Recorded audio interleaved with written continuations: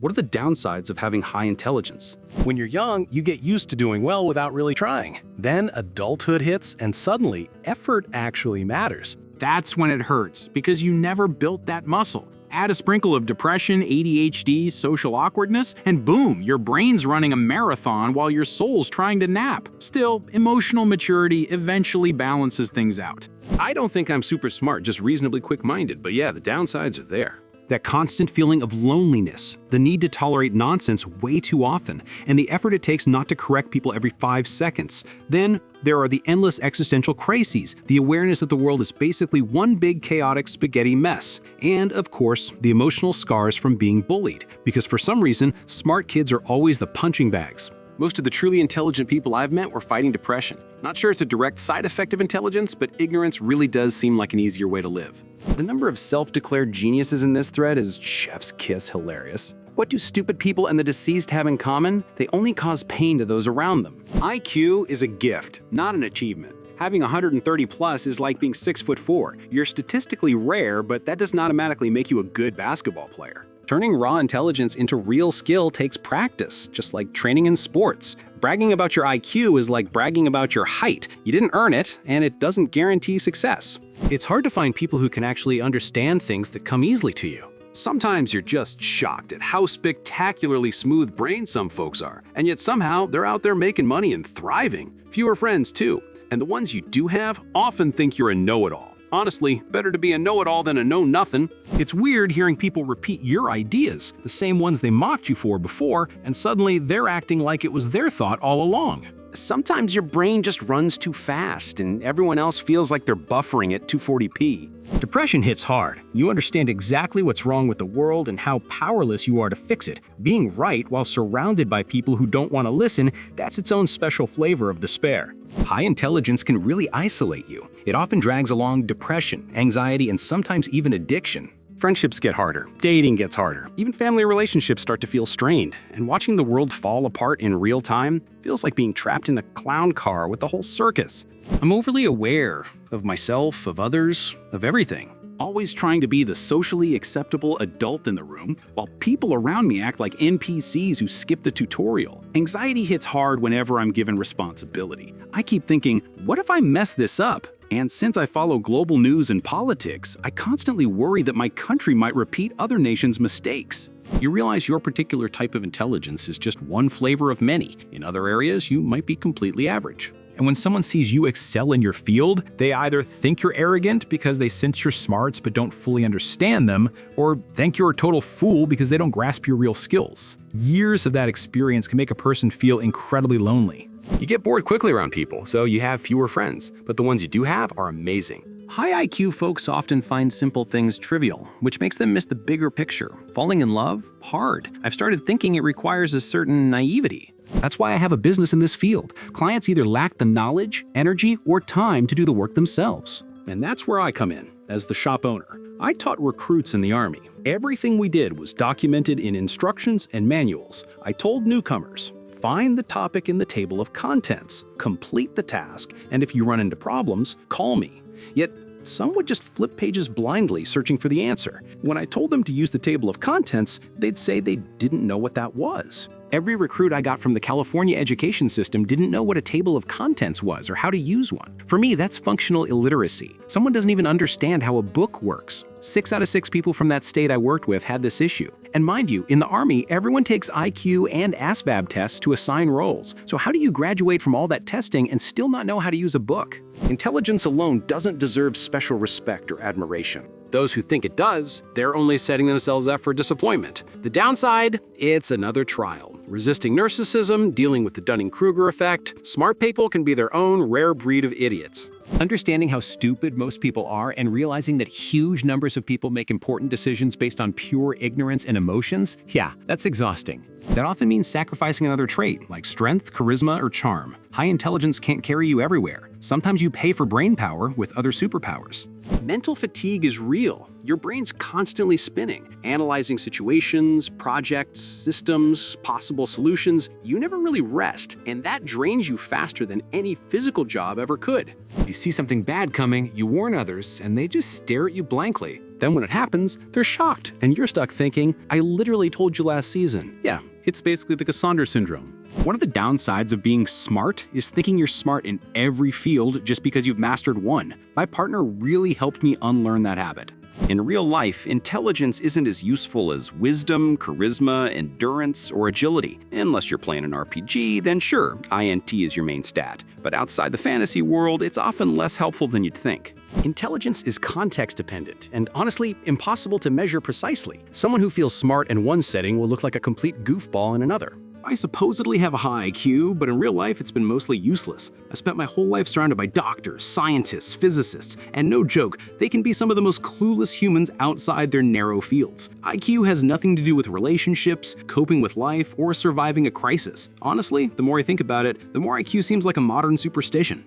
Awareness sometimes feels like a curse. Once you start seeing the cracks in everything, you can't unsee them. Ironically, most people think they're smarter than average, while the truly intelligent ones are just exhausted by reality. Living in ignorance honestly sounds a lot happier than being stuck in an endless mental loop analyzing every glitch in the system. Sometimes I just wish I could turn off that part of my brain that keeps noticing how broken everything is. You know, I worked hard in school and college and did pretty well. I've got friends who are insanely smart, like galaxy brain level. Sometimes I felt kind of dumb next to them, but guess what? They were just as happy and chill as everyone else. So I don't think intelligence itself is the source of loneliness or sadness people talk about here. There are plenty of not-so-bright folks who are just as miserable and alone.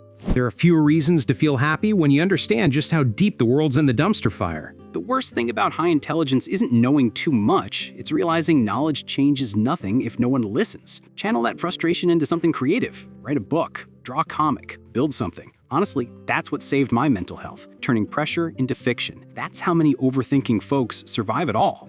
About 75% of people believe they're smarter than average. Charles Bukowski once said, "The problem with the world is that the intelligent people are full of doubts, while the stupid ones are full of confidence." And no, ignorance is not bliss. In real life, the least aware people often turn out to be the most aggressive, argumentative, and permanently annoyed. The downside of being smart, you constantly end up spending your time and energy helping the smooth-brained squad deal with problems they created for themselves. And yeah, life isn't fair.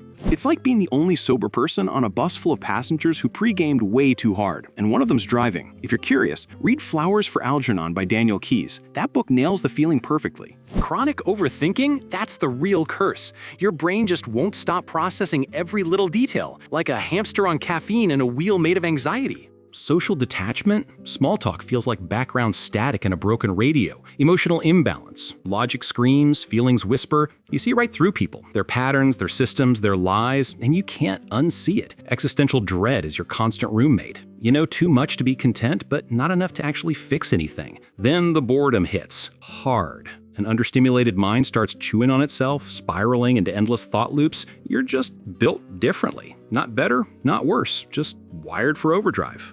Let's be honest, less aware people are usually happier. Smart people see all the lies and ugly truths that make joy harder to find. That's the curse of high intelligence. You're running the exact opposite direction from blissful ignorance. It's like driving a sports car to drop your kids off in a 25-mile-per-hour zone surrounded by Karens and minivans. You've got horsepower, but nowhere to use it. You think too much. Sometimes I feel like less aware people live way happier lives. They don't dwell on how messed up everything is. They just pick simple solutions and move on. Even knowing how dangerous addiction is doesn't always save you from it. You understand why people self-destruct, and sometimes that understanding just makes it harder to stop yourself. It's exhausting realizing that so many reckless people still hold the steering wheel of the world. I'm not claiming to be super smart, but I try to understand how the world works. That understanding swings between awe and deep loneliness, from pride to sheer terror. It's always in front of your eyes, and you start noticing moments of cognitive dissonance that make it nearly impossible to hide from reality. I probably didn't explain that very well, but again, I'm not here to brag about high IQ. Knowing you don't know everything, but also realizing you know way more than most people is simultaneously empowering and frustrating. It's annoying when people struggle to understand new ideas or concepts. You explain systems, processes, or concepts, and they still can't assemble the picture in their head quickly. It makes truly deep conversations almost impossible.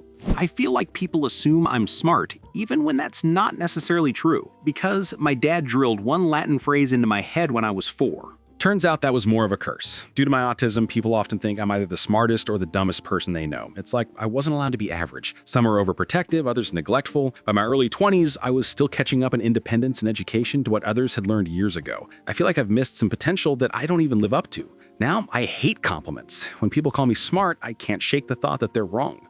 You always see reality, and reality isn't always cheerful. Sometimes people living in illusions are way happier than someone struggling to be right, objective, and honest. It's frustrating knowing that people who couldn't logic their way out of a paper bag have the same voting power as you do, and their gullibility can wreck everything for everyone. My IQ hovers around 130, but the number of basic things I don't know or constantly mess up is mind-blowing. Half the time, I feel like the dumbest person in the room. Intelligence alone doesn't mean much unless you actually gather knowledge and apply it. It just gives you a slightly faster CPU, not the full software package. A lot of people here say their high intelligence makes it hard to talk to others, but I see it the other way around. Truly smart people know how to listen. They try to understand what others are actually saying instead of just waiting for their turn to talk. They don't dismiss opinions that differ from their own. They ask questions without arrogance, and instead of saying, "you're wrong," they drop thoughtful suggestions that help others rethink their views on their own. A genuinely intelligent person is always learning, even from those they disagree with. They speak to understand, not to dominate. That's what real intelligence looks like. My partner is ridiculously smart. He never complains about it, but I can tell it makes him feel lonely sometimes. At work, he carries way more weight than anyone else because everyone expects the genius to handle everything. But he just doesn't know how to half-do things. It's always 100% effort all the time. Loneliness, ego, and a good dose of sadness. You spot the disasters coming before anyone else, and when they finally happen, everyone panics while you just sigh like, "told ya." Never argue with an idiot. They'll drag you down to their level and win through experience. Don't throw pearls before pigs. There are plenty of idioms for this. But one thing's for sure, there's always someone smarter and someone dumber than you. Which brings me to the question, what does intelligence even mean to you? I've met smart people who have no clue how a machine works. They can't grasp even the simplest engineering principles, but they've mastered other skills by dedicating all their attention. You walk around irritated most of the time. That's when the phrase "ignorance is bliss" suddenly starts sounding way too real. You just sit there watching the clowns burn the circus clown.